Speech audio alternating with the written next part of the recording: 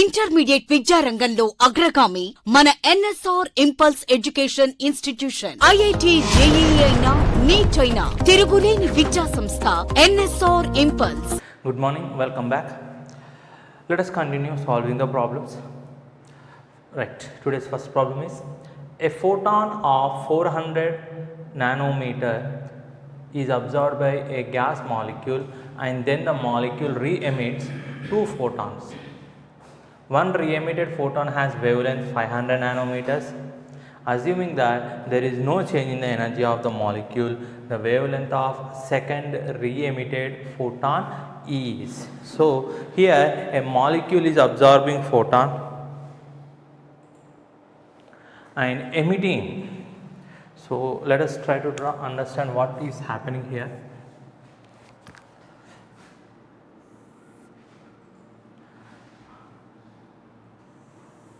A molecule, a photon of 400 nanometers is absorbed by a molecule. So, it is absorbing, the molecule is absorbing, gaining energy, right, whose wavelength is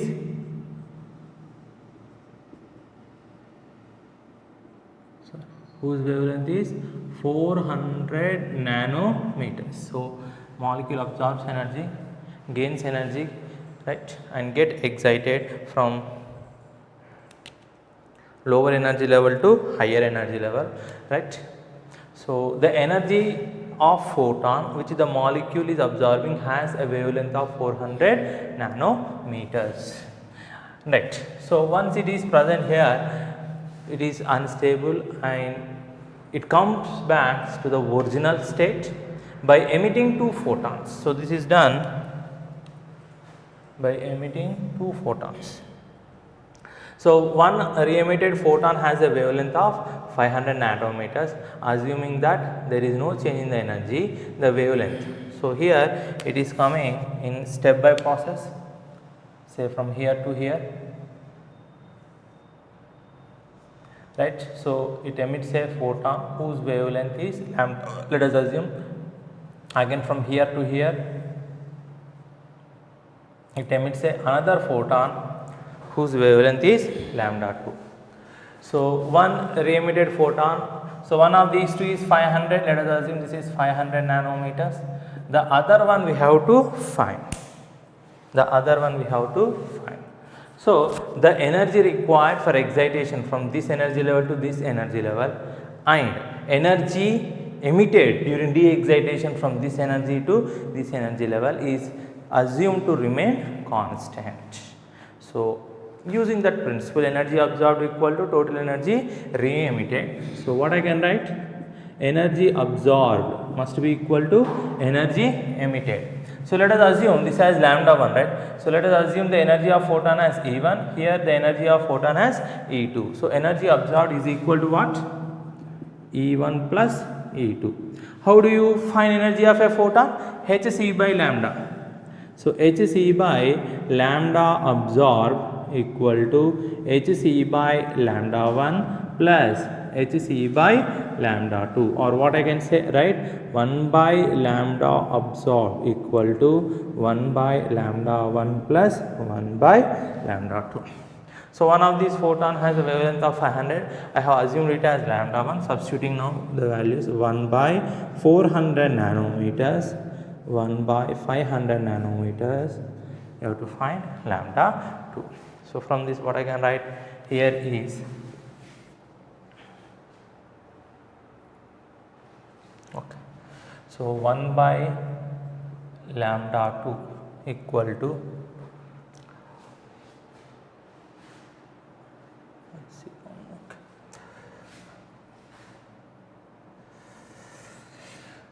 1 by 400 minus 1 by 500.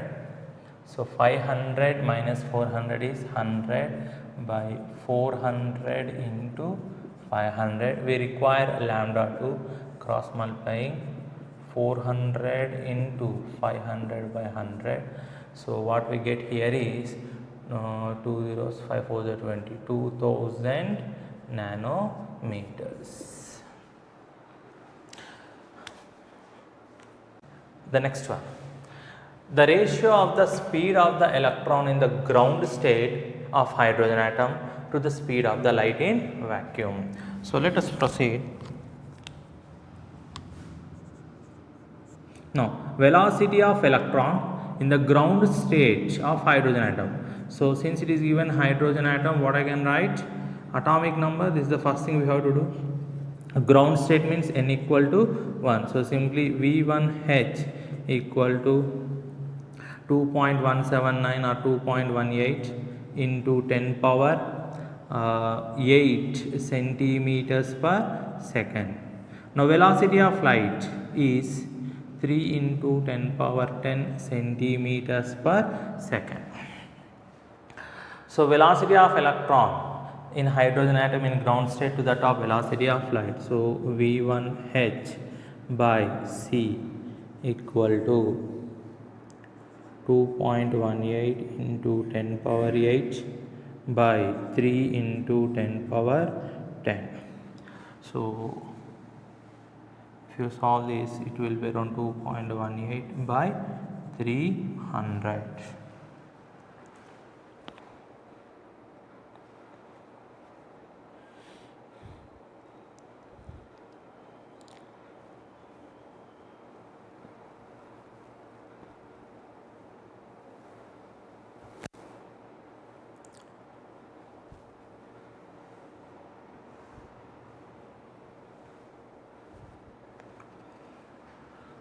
So if you simplify, this will be around 1 by 137. 2.18 into 137.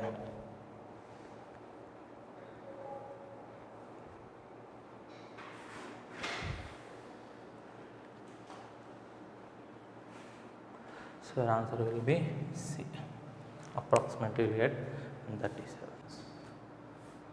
Next one, the ratio of time taken by electron in revolutions around the nucleus in second and third orbit. So we have to find the ratio of time taken for second and third orbit for hydrogen nucleus. So for hydrogen atom, z equal to 1.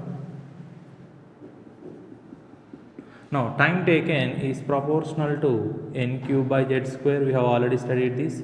Anyway, hydrogen atom z is same.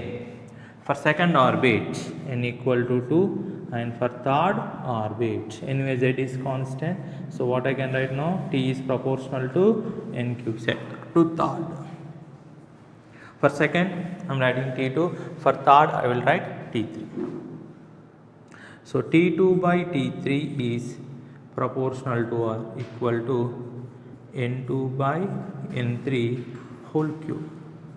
N2 equal to 2 by 3 whole cube. So it will be 8 by 27. 8 is to 27. The ratio of potential energy of electron in the third orbit of La plus 2 ion to the kinetic energy of electron in the fourth orbit of He plus should be. So we have given two different ions, let us say Li plus 2 and He plus. So let us write separately. Why? Because their atomic numbers are different. So Li plus 2 atomic number 3, He plus atomic number 2. Next, even the orbits are different here. Third orbit here for lithium, and for helium it is fourth orbit. And even the energy ratios to be determined is also different. Potential energy is asking potential energy of electron here, and here is asking kinetic energy. Right. So potential energy is equal to what? Twice of total energy. Total energy is equal to what? 2 into minus 13.6 into z square by n square electron volt per atom. So what I can write here is minus 2 into 13.6 into z is 3, so it becomes 3 square, n it is also 3, it all becomes 3 square. So this is the potential energy of electron in Li plus 2 third orbit. In a similar way, let us find kinetic energy. Kinetic energy is equal to minus of En. So minus of minus 13.6 into Z square by N square electron volt per atom. Now let us substitute minus into minus plus 13.6 into Z is 2 square, N is 4.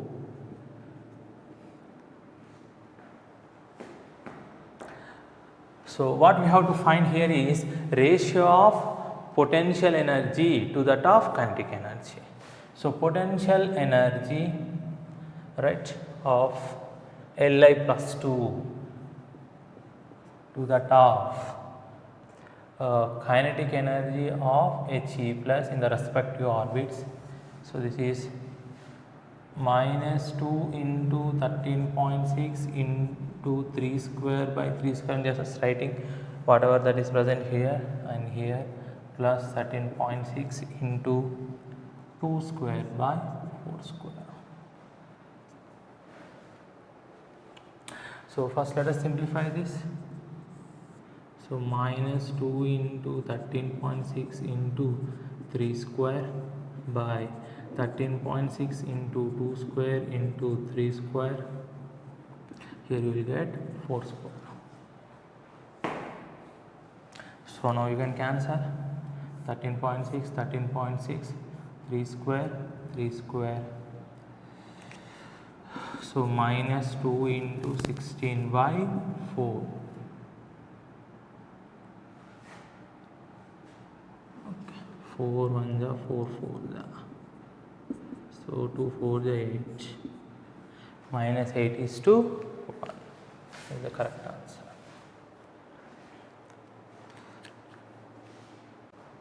Next one. The given diagram indicates the energy levels of certain atom. Okay, so this is the diagram. When the system moves from 2E to E level, that means this energy level to this energy level, you can consider this transition. This is the transition, right? When the system moves from 2E to E level, 2E to E level, from this point to this point, right? A photon of wavelength lambda is emitted. So here a photon is emitted, right? Its wavelength of this photon is assumed to be lambda. The wavelength of photon emitted during the transition from 4e by 3 to E level, 4e by 3 to E level, that means this line. So here also another photon is emitted, right? Let us assume its wavelength as lambda dash, right? You have to find this wavelength, right? So first the information given is when the transition takes place from 2e to E level, the energy of emitted photon has a wavelength lambda. So let us find the relation between these. 2e minus E, energy of this level is 2e, the energy of this level is E. So 2e minus E corresponds to an energy of photon whose wavelength is lambda. EP means energy of this photon having a wavelength lambda. 2e minus E is E. So the energy of this energy difference between these two levels is nothing but capital A, which is equal to Hc by lambda. Let us call this as equation 1. The next part, the energy difference between these two, the level 4e by 3, this energy level, this level has an energy of 4e by 3, this level has an energy of E. So for this transition, the wavelength, the energy of photon emitted has a wavelength lambda dash. So let us find the energy difference for the second part. So energy difference, higher energy level, this one 4e by 3 minus E, 4e by 3 minus E corresponds to a photon, let us assume E dash P has a wavelength of lambda dash. So Hc by lambda. So if I take LCM here, 4e minus 3e is E by 3. E by 3 equal to Hc by lambda dash. But what we got here, E equal to, this E is nothing but this one from 2. Let us call this as equation 2. So substituting E value, that is hc by lambda here from 192, you can say from 192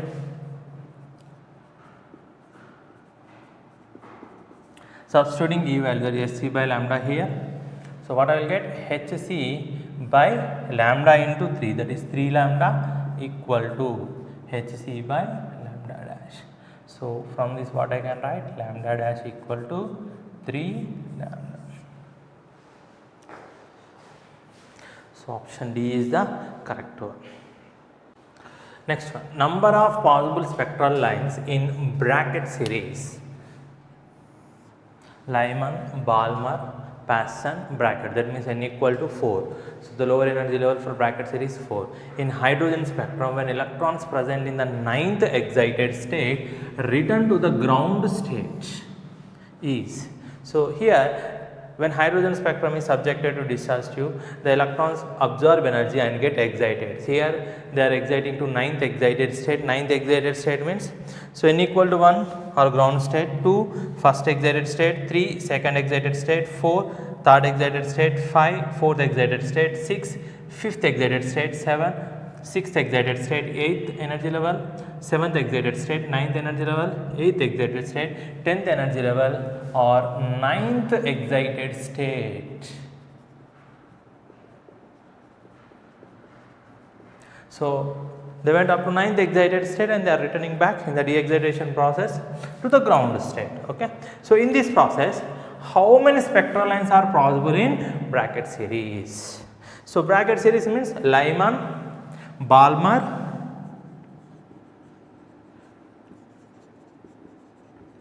Passon, bracket. So here n equal to 1, n equal to 2, 3, 4, n1 value. So from 9th excited state to 4th excited state you have to count. So this is 4th excited state, 1, possible lines 2,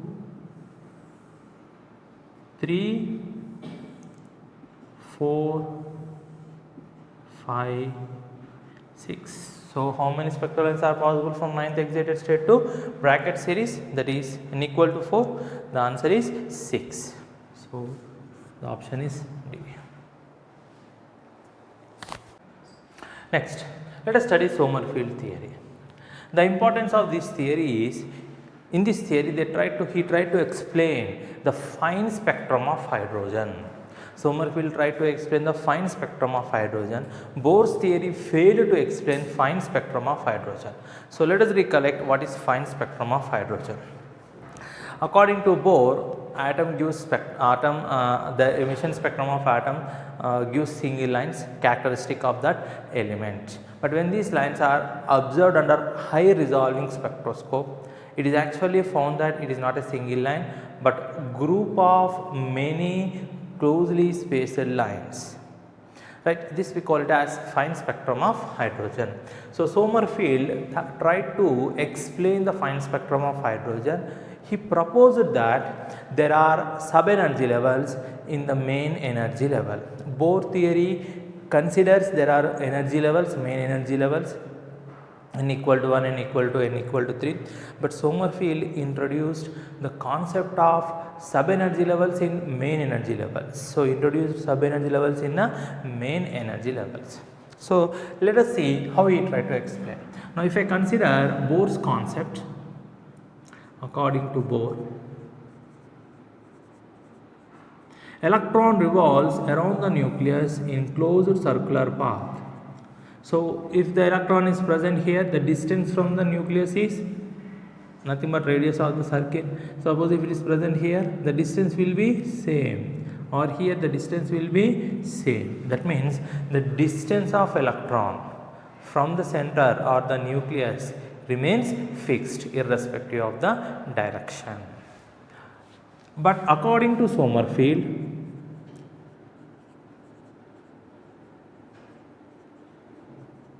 electron revolves around the nucleus in elliptical path.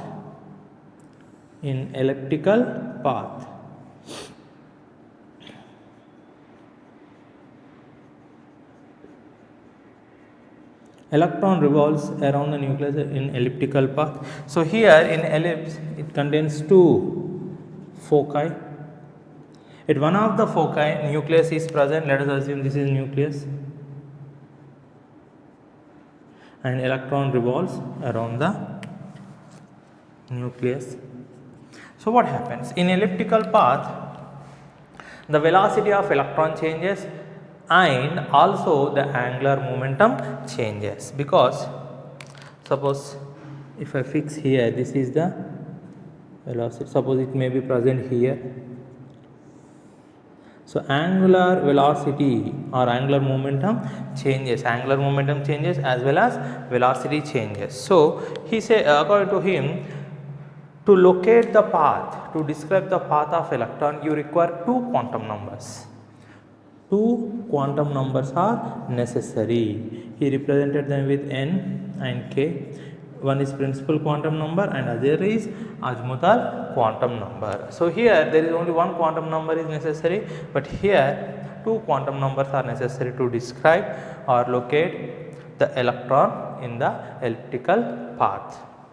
So how they are related? Now this is length of the major axis and this is length of the minor axis. They are related to ellipse in this manner. So one is length of the major axis,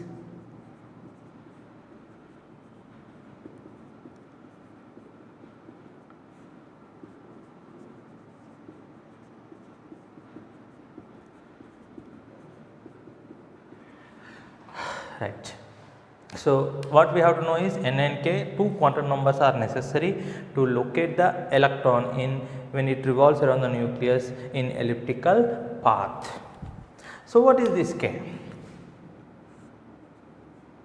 Let us see about k. K cannot be negative. K cannot be negative because k represent here length of the minor axis. Length cannot be negative. K cannot be 0. K cannot be 0. So if k is 0, that means if this line doesn't exist, then an elliptical path will reduce to a major axis like this.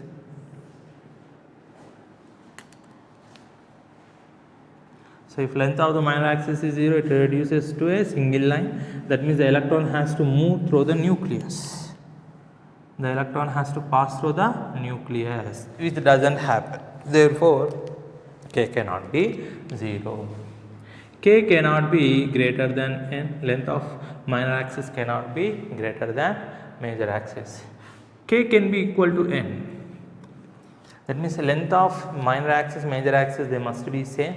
If length of major and minor axis are same, then it reduces or it becomes a circular path. So it is a special case. Elliptical path is a special case of circular path. So k can be equal to n. If that happens, then it becomes a elliptical path becomes a circular path. So k can have all values from 1 to n. These are the possible values for k. It can have all possible values from 1 to n. So let us see the meaning of this. Suppose if n equal to 1,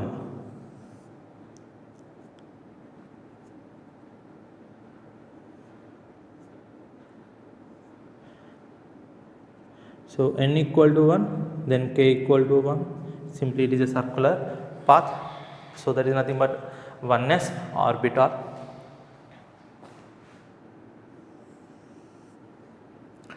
Right. Say n equal to 2, k equal to 2, circular path.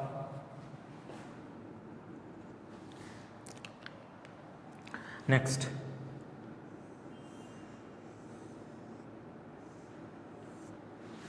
n equal to 2, k equal to 1. This is another sub level. 2s, 2p. n equal to 3, k equal to 3, 3s orbital.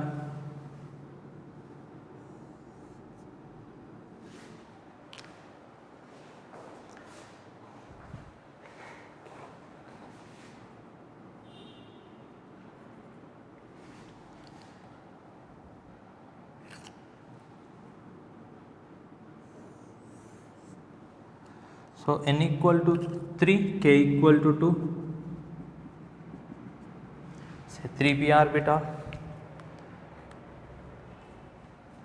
and one more is n equal to 3, k equal to 1, say 3d orbital. So there are 3 sub energy levels in third energy level, 2 sub energy levels in second energy level, 1 sub energy level, that is itself main energy level. So what happens? Let us see how we explain the fine spectrum of hydrogen. Let us consider a transition 2 to 1, second energy level to first energy level. So according to Bohr, there are only main energy levels. So n equal to 2, n equal to 1, you will get a single spectral line. According to Sommerfeld,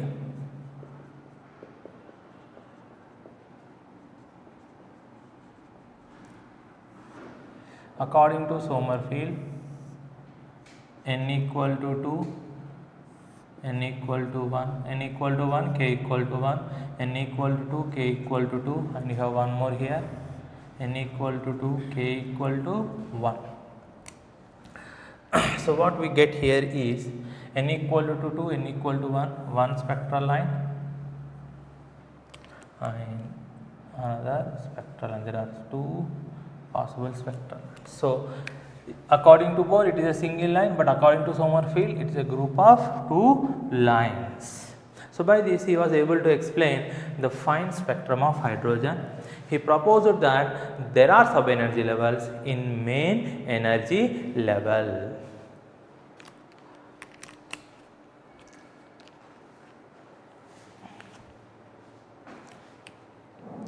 Now at present K is replaced by L nothing but azimuthal quantum number. K is replaced by L. L is calculated by this equation n minus 1, L equal to n minus 1. L can have all values from 0 to n minus 1. L can have all values from 0 to n minus 1. So k equal to 1 means L equal to 1 minus 1, that is 0, 0 means 1s orbital, n equal to 2, n equal to 2, so 2 minus 1, L can have 0 and 1. So if it is L equal to 0, 2s, L equal to 1, you will get 2p, 3s, 3p, 3d. So first energy level 1s orbital, second energy level 2s, 2p orbital, third energy level 3s, 3p, 3d orbital. So the electron may come from 2s to 1 or 2p to 1. Here it is only one main energy level to another main energy level, but here 2s to 1, 2p to 1. The electron may be in 2s to, the electron may de-excite from 2s orbital to 1s orbital or 2p orbital to 1 orbital. So there are 2 possibilities, you will get 2 spectral lines of almost same energy, of equal energy.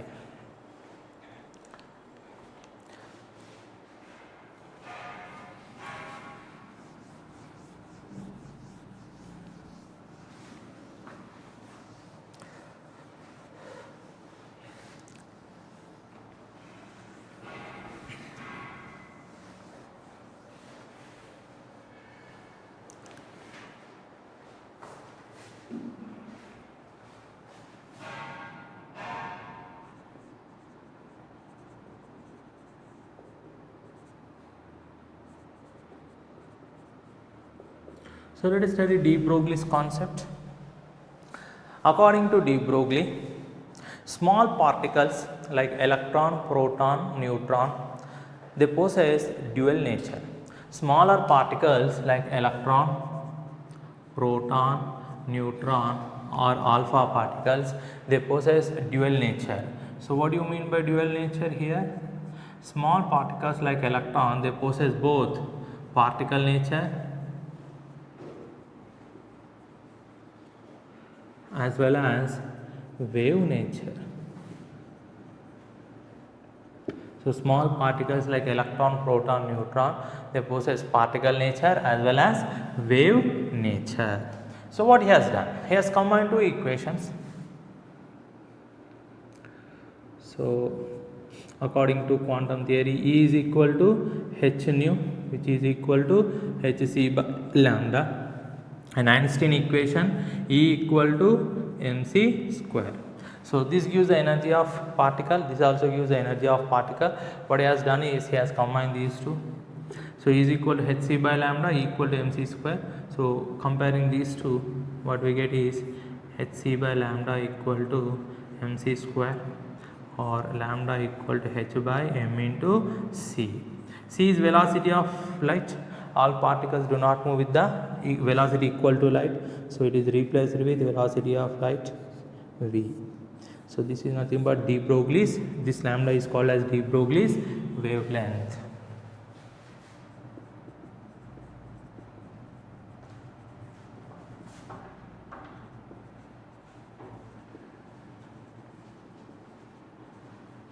Of the particle. H is Planck's constant.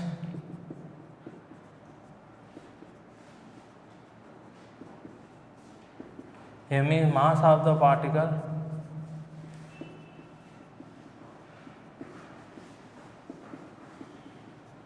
V is velocity of the particle. All particles do not move with velocity equal to light, so C is replaced with velocity of the particle. But mass into velocity is nothing but momentum of the particle, so it is replaced with P. So lambda equal to h by m into V, or simply h by P, where P is momentum of the particle. P represents momentum of the particle. Now in this equation, h is constant. Suppose if V is constant, lambda is inversely proportional to mass. As mass of the particle increases,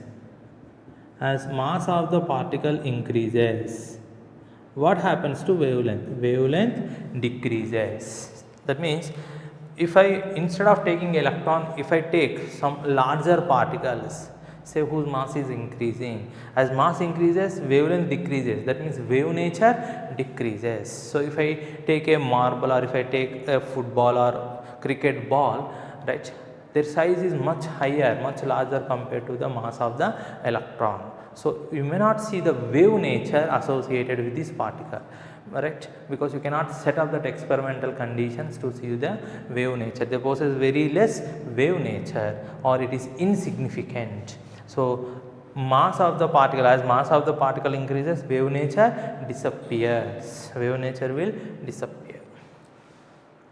So let us try to express the same equation in different ways.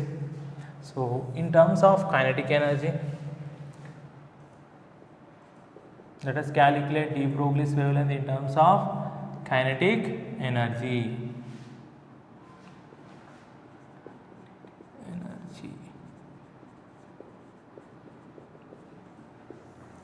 Right, how do you calculate kinetic energy?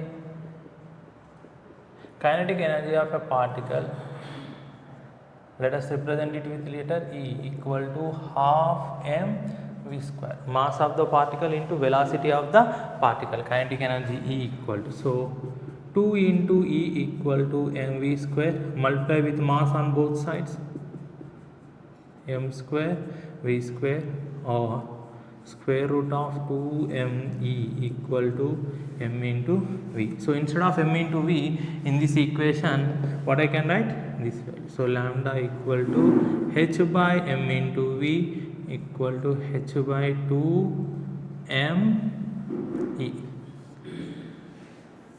Lambda is de Broglie's wavelength, h is Planck's constant, m is mass of the particle,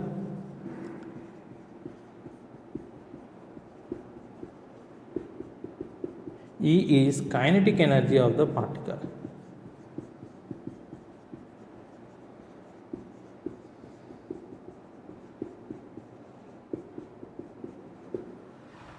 So let us find de Broglie's wavelength of electron.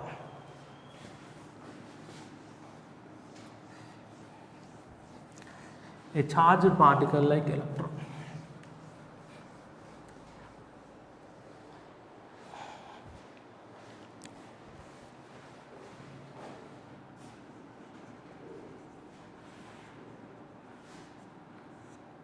So for electron, stopping potential of electron is E into V, where E is charge of electron.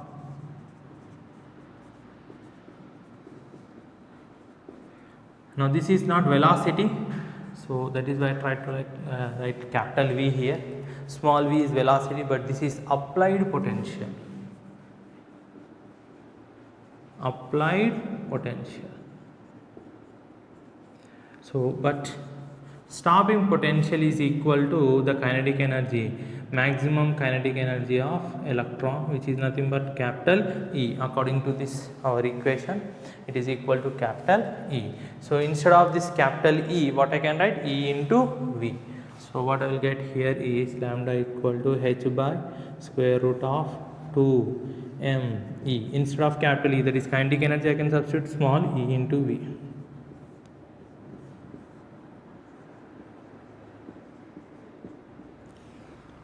Where m is mass of the electron,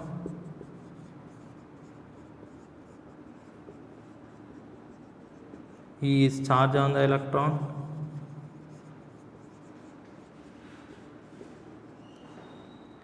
V is applied potential, H is anyway Planck's constant.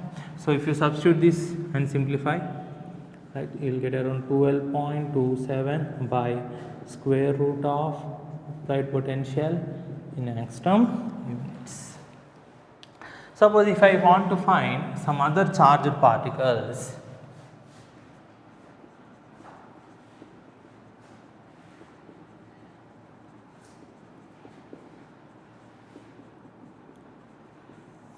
so here let the charge of particle be, let us assume it as Q. For electron we assumed as E, here we are assuming it as Q. And applied potential, let us say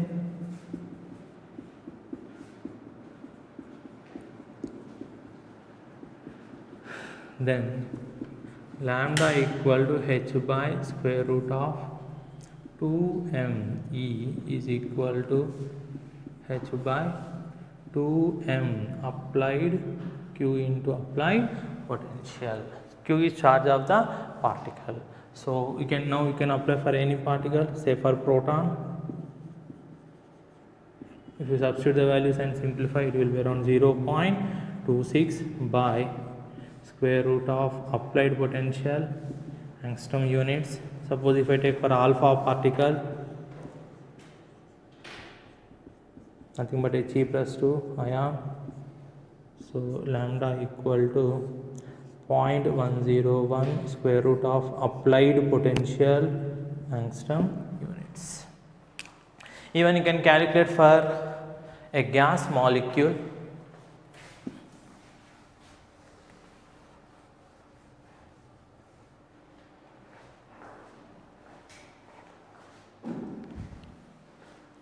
Let us see for a gas molecule.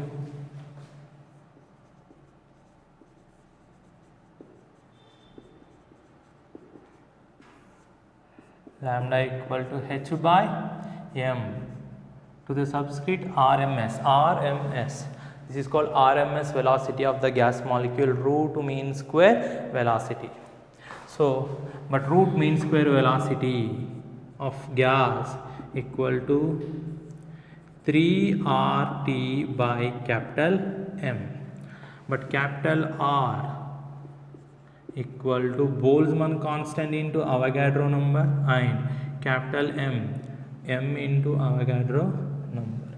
So if you substitute here, what we get here is 3K Boltzmann constant, N to the subscript A into T by M into Na. So what we get here is 3 kT by small m. But what we require, m into Vrms. m into 3 kT by m. This is nothing but 3 m square kT by m equal to what? 3 m kT. So lambda equal to h by m. Vrms equal to h by square root of 3 m kT. So what is the meaning of each term? Let us see.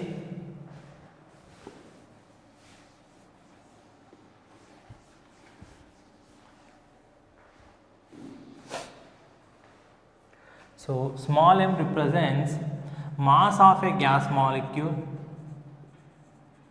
one single gas molecule. Capital M is molecular weight of gas or mass of Avogadro number of gas molecules, that is understood, right? K is Boltzmann constant.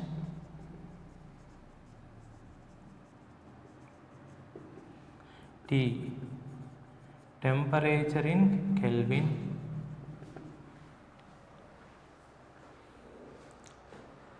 Temperature in Kelvin. Na is Avogadro number.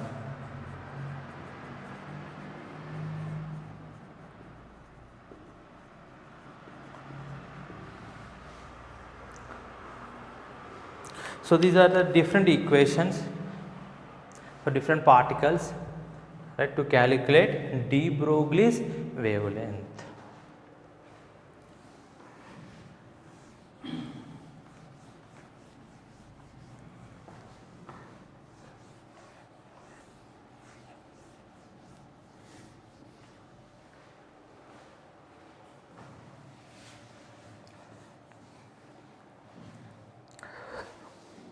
Now, according to de Broglie, electron revolves around the nucleus by producing standing wave. So, what is a standing wave? So, here if the electron, the two ends do not meet successively to give a successive crest and trough, that is called non-standing wave. But if they meet in such a way that gives a successive crest and trough, then we call it as standing wave. So, according to de Broglie, electron revolves around the nucleus by producing standing wave. A standing wave is produced if the circumference of the orbit is equal to integral multiple of electronic wave.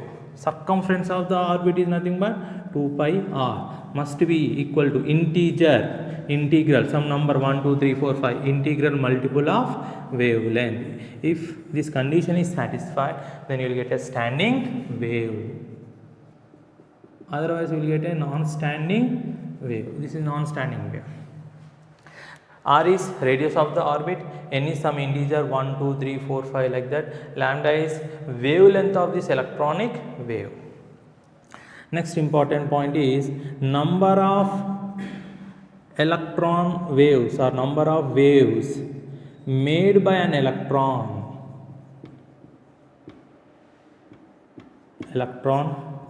in a orbit is equal to n, where n is principal quantum number.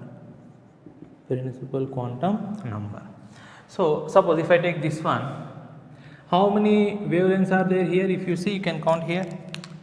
From here to here, one wave. From here to here, another wave. Here to here, another wavelength. Here to here, another wavelength. So n equal to 4. The orbit must be 4. Right.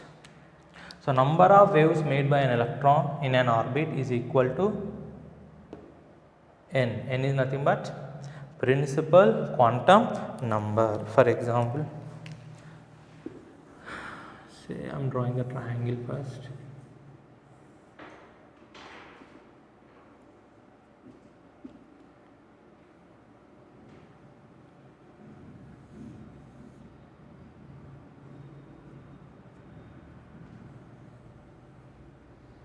So consider this circle. How many wavelengths are there here? From here to here, one wavelength from here to here, another wavelength here to here, another wavelength. So n must be equal to 3. So number of electron waves or waves made by an electron in an orbit is equal to principal quantum number. So one more important point. So lambda equal to h by mv. This is, let us call equation 1, and just now we have studied that 2 pi r equal to n lambda. So from one end to what I can write? 2 pi r equal to n, lambda is nothing but h by mv.